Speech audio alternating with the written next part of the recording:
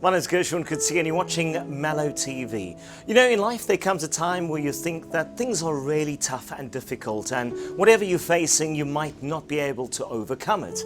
Well, we bring you the remarkable story of Dr. Pieter Roelofse. He is a specialist physician at Melomed Bellville, and he proves that despite your circumstances, despite what you're going through, you can achieve in life. Here's the remarkable story of Dr. Roelofse. I'm Pieter Roelofse. I'm a specialist physician at Bellville Melomed.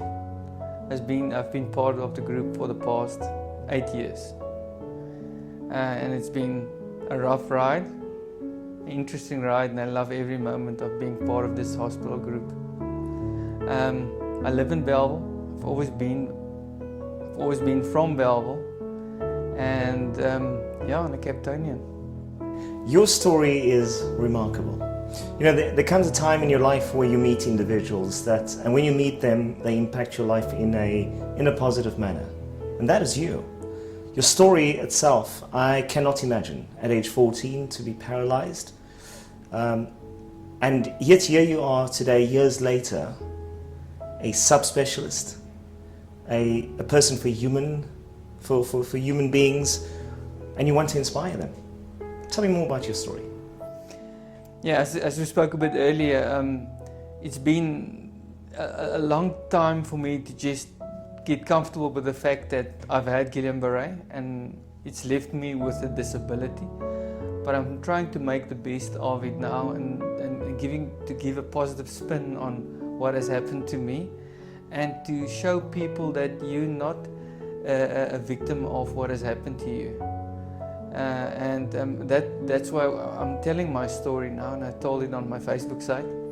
I was 14 when I had Guillain-Barre, which is it's an autoimmune disease that affects the nerves of the body. So the body attacks itself. And I was just unfortunate, and within 24 hours after I was diagnosed, I was completely paralyzed. And I was put on a ventilator. At that time, I think there was Congo fever at Tygerberg Hospital, so I was admitted in Grooteskier Hospital, where I initially laid. And they transferred me after a few days to Tygerberg Hospital, and I was on a ventilator, I think, 2 months, completely paralyzed. We were talking about it too, that going through that period of your life, which you said is personal.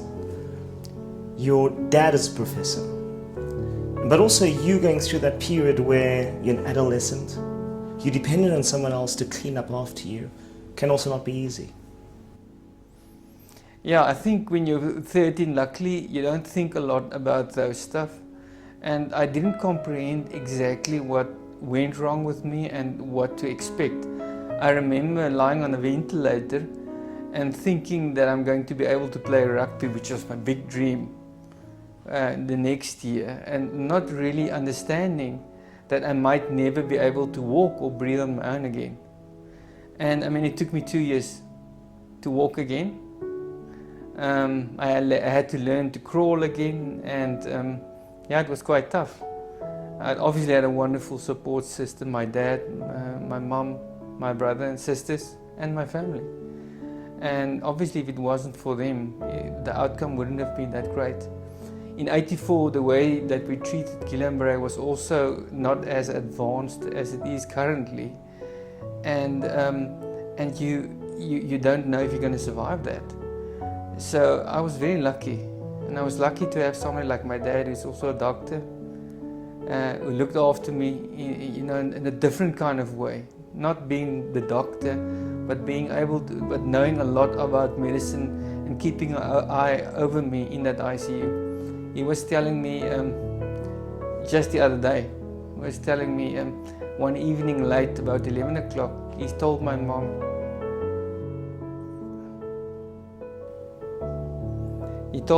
that he's concerned about me. So your dad was telling you the other day about a story. Oh yeah, so he told me one evening, he just told my mom he thinks he needs to go to me, something is not right. So he said he drove down to Tygerberg 11 o'clock in the evening, and when he got there, the ventilator wasn't working properly and I was struggling to get air. And he said he just went ballistic, okay, because it's obviously in the ICU and they need to take proper care of me and so on and so on. So, I mean, I've been so privileged to always, that my parents always been there for me and looking after me, you know, and I didn't know about this at all until I actually posted my first video clip on my Facebook, my practice Facebook site, and my dad actually told me that next weekend the story. So it was really special to hear that, and it makes me quite emotional to hear that. I'm very lucky. There's no doubt that what has happened to you as a 14-year-old has been life-changing. Today, you studied psychology, you practice medicine, and you look after others.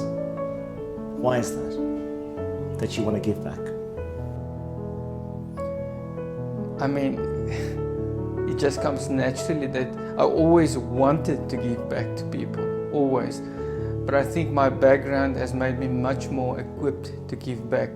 I love people, I love working with people, I enjoy people's company, and I like the challenges of medicine.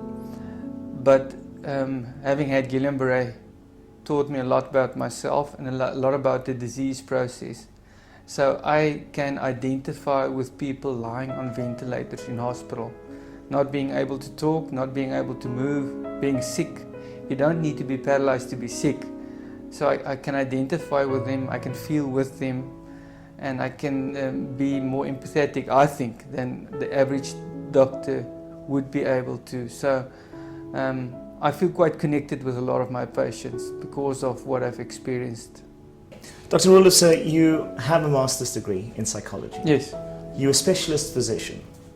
What do you love most about your work and working with people? I love being able to make them better, being able to figure out what the problem is and to do the relevant investigations and then to treat it appropriately. And it's wonderful for me to see you treating somebody, and when they leave this hospital they're usually much better and they're so positive with what you've done. I actually this morning was in the ICU and a man came in and the sister said he wants to talk to me. I treated him before and I couldn't remember who this man was. And when I saw him, I remembered him immediately, and it's a man from Atlanta that I treated in 2012, and he was on a ventilator for 3 months. And each year, when he comes to Cape Town, he comes to Melomed specifically to say thank you to me for what I've done for him. And that makes it worthwhile. That's why I do this work, to see how happy and how thankful people could be when you make a difference in their life.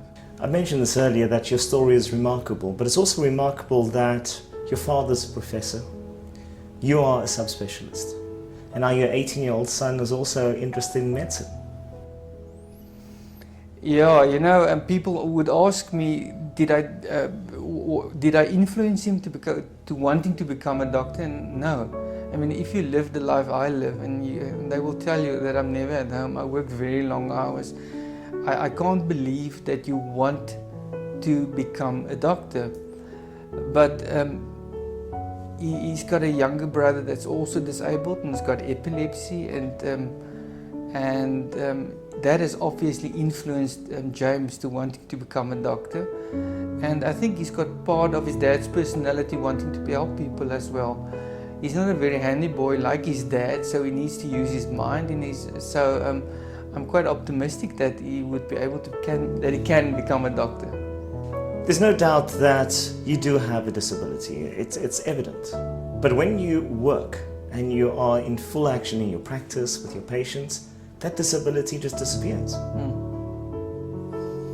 Well, yes, it's very important for me to show people that you can rise above what has happened to you, and that's what I'm trying to do, and that's why I decided to tell my story, to show that whatever has happened to you, there's a way of rising above this, and making a success out of your life. And hopefully I can illustrate this by showing people my Facebook site, showing my video clip, and inspire people to work harder. Dr. Roelofse, you inspire others. How does it make you feel?